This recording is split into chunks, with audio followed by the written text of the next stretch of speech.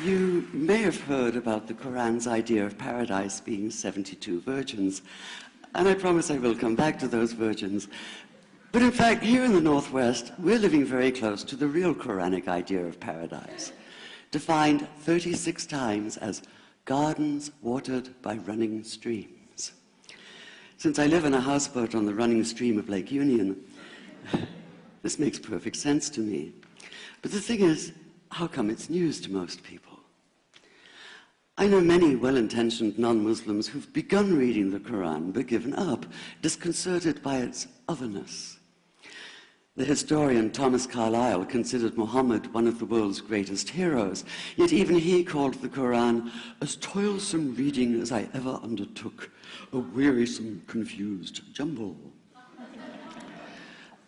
Part of the problem, I think, is that we imagine that the Quran can be read as we usually read a book, as though we can curl up with it on a rainy afternoon with a bowl of popcorn within reach, as though God, and the Quran is entirely in the voice of God speaking to Muhammad, were just another author on the bestseller list.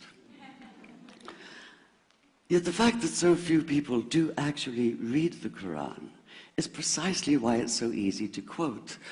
That is, to misquote.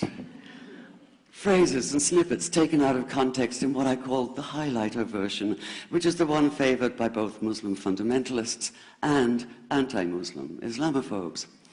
So this past spring, as I was gearing up to begin writing a biography of Muhammad, I realized I needed to read the Quran properly as I could, that is. My Arabic's reduced by now to wielding a dictionary, so I took 4 well-known translations and decided to read them side by side, verse by verse, along with a transliteration and the original 7th century Arabic. Now, I did have an advantage. My last book was about the story behind the Shia-Sunni split, and for that I'd worked closely with the earliest Islamic histories, so I knew the events to which the Quran constantly refers, its frame of reference. I knew enough, that is, to know that I'd be a tourist in the Quran, an informed one, an experienced one even, but still an outsider, an agnostic Jew reading someone else's holy book. So I read slowly. I'd set aside 3 weeks for this project, and that, I think, is what is meant by hubris, because it turned out to be 3 months.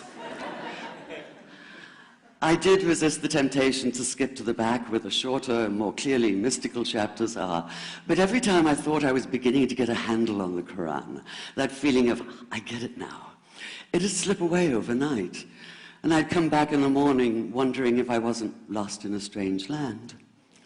And yet the terrain was very familiar.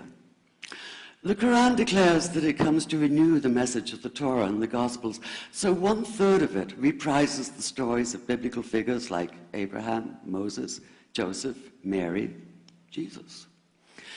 God himself was utterly familiar from his earlier manifestation as Yahweh, jealously insisting on no other gods. The presence of camels, mountains, desert wells and springs took me back to the year I spent wandering the Sinai desert. And then there was the language, the rhythmic cadence of it, reminding me of evenings spent listening to Bedouin elders recite hours-long narrative poems entirely from memory. And I began to grasp why it said that the Quran is really the Quran, only in Arabic. Take the Fatiha, the 7-verse opening chapter that is the Lord's Prayer and the Shema Israel of Islam combined. It's just 29 words in Arabic, but anywhere from 65 to 72 in translation.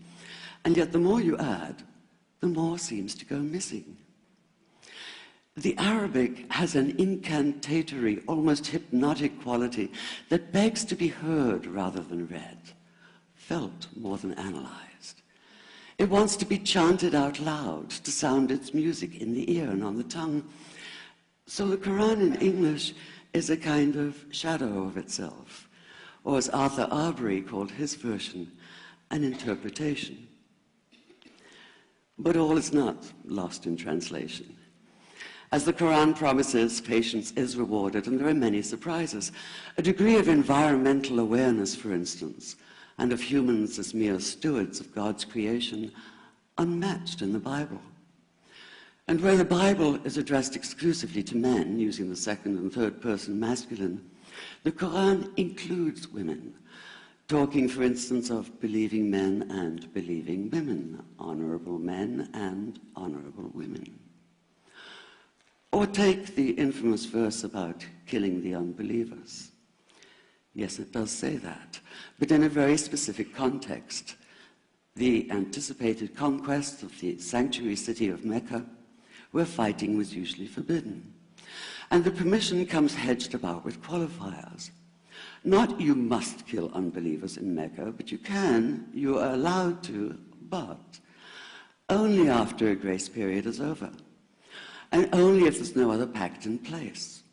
And only if they try to stop you getting to the Kaaba.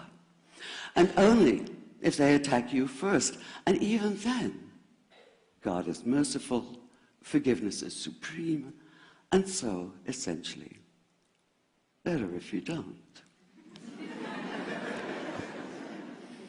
This was perhaps the biggest surprise. How flexible the Quran is, at least in minds that are not fundamentally inflexible. Some of these verses are definite in meaning, it says, and others are ambiguous. The perverse at heart will seek out the ambiguities, trying to create discord by pinning down meanings of their own. Only God knows the true meaning. The phrase, God is subtle, appears again and again. And indeed, the whole of the Quran is far more subtle than most of us have been led to believe, as in, for instance, that little matter of virgins and paradise. Old-fashioned Orientalism comes into play here. The word used 4 times is huris, rendered as dark-eyed maidens with swelling breasts, or as fair, high-bosomed virgins. Yet all there is in the original Arabic is that one word, huris. Not a swelling breast or high bosom in sight. Now, this may be a way of saying pure beings, like in angels, or it may be like the Greek kos, or kore, an eternal youth. But the truth is, nobody really knows, and that's the point. Because the Quran is quite clear when it says that you will be a new creation in paradise, and that you will be recreated in a form unknown to you, which seems to me a far more appealing prospect than a virgin.